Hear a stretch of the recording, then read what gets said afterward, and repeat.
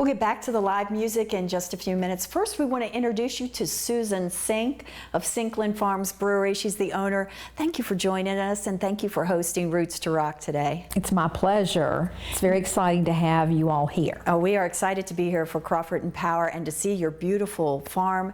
And it's actually a working farm, so the name farm in the brewery, it means it's actually a farm, and you use some of the ingredients from the farm in your beer. Tell us about that. Yes, we do. We have about 12 acres of malting barley that we grow, much of which is used in the production of the beer that's sold here. Interestingly enough, we also have a pumpkin patch. We are known here in New River Valley and the Roanoke Valley as home of the annual Pumpkin Festival. So this year, for the first time, we actually served pumpkin ale, and I went out to the field to pick the pumpkins, actually, brought them here in the kitchen, roasted them. I cooked them in the oven in the microwave, and then took them outside to the back deck grill, and then I delivered them to the brewer that we have that makes the beer for Sinkland Farms. So what kind of response did you get from the pumpkin ale and growing a lot of the ingredients for your beer on the property? Oh, it has been phenomenal. I think that we are right now in the time that people are very interested in where their food is grown, where their beverages are produced, and very, very interested to know that drinking local, growing local, living local is present here at Sinkland Farms. Now, this farm is also a little unusual from what we've done in the past on Roots to Rock, in that we're going to be, we're in a barn. Mm-hmm. The guys are performing inside a barn. So tell us about how you converted this space into your event space. Sure. Well, actually, the majority of the farm has been transformed over the last 10 years. We used to be a commercial dairy farm. My husband's career was in the dairy industry. When he passed, I dispersed the herd, and we had already been experimenting or been working in agritourism here on the farm. We have pumpkin festivals, we have school field trips, we hold weddings on the farm, and then because we've been growing barley on the farm for the last number of years, I decided we would just open a brewery. Why sell the barley grain to Asheville, North Carolina, when I can make use of it right here in the region?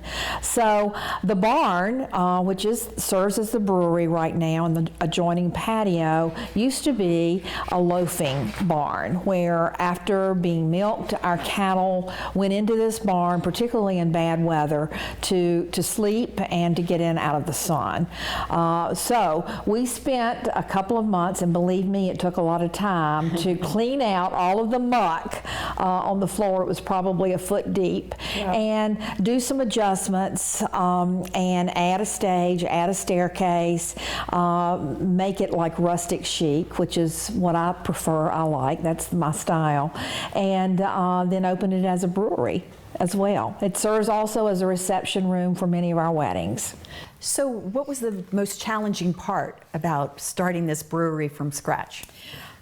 I think that it has to do with all the rules and regulations and applying for the license. That was difficult. It took a lot of time, a lot of energy. Then the market, identifying our market and advertising. Those are probably the top two things that took a lot of attention, a lot of time. So what is your beer like? For people who haven't been down to Sinkland Farms Brewery, what are they going to taste when they get here? We have a variety of 10 flavors, 10 types of beer, from blondes to lager to stout to porter, many, many different varieties. So we have 10 beers on tap right now, with an opportunity to grow in the next couple of years to even having as many as 20 on tap. We'll probably cap it at 20. But at any rate, we have seasonal beers, we have substantial beers where our market here in New River Valley and Roanoke Valley prefer. I keep these as on tap all the time, and then we're continually looking at other possibilities to introduce here and to release here. Now, has having the brewery helped you maintain the farm and continue it as a farm? It has been a tremendous investment. I think that it will continue as an enhancement to our farming operations in the future. Right now, it's mainly, it's expense heavy, but we have had actually phenomenal attention from local people in Blacksburg, Christiansburg, Radford, Roanoke, and Salem.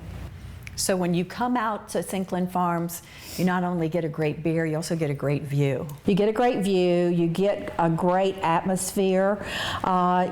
It is family friendly, dog friendly. The last Sunday of every month, since I am one of the only female sole owners of a brewery in the state of Virginia, I focus on women the last Sunday of every month, and I will bring in pop-up tents, painting with pints, lots of other things. I've had actual salons, hair salons come in and do makeovers for women the last Sunday of every month. Special artists that come in that are women that sell to women too. Wow, that's great.